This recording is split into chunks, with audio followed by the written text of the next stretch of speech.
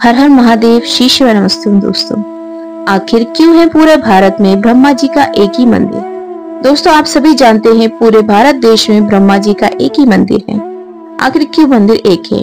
चलिए आज इसे हम जानते हैं। हिंदू धर्म में ब्रह्मा, विष्णु और महेश का बहुत महत्व है। जहाँ विष्णु जी संसार के पालनहार, महेश संहार और ब्रह्मा जी इस संसार के रचनाकार हैं।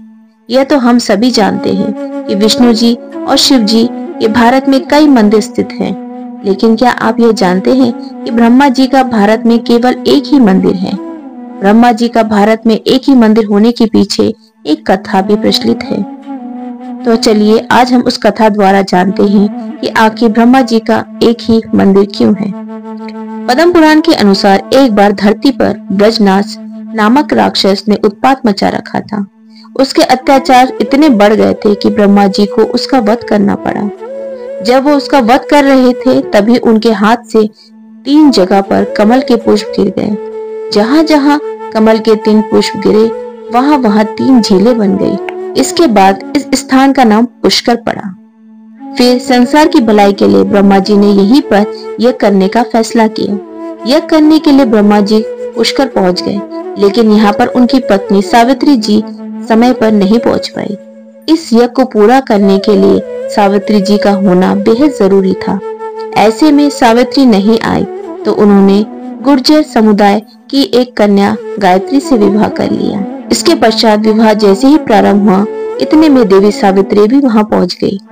जब उन्होंने गायत्री जी को ब्रह्मा के बगल में बैठा देखा तो वह क्रोधित हो गई।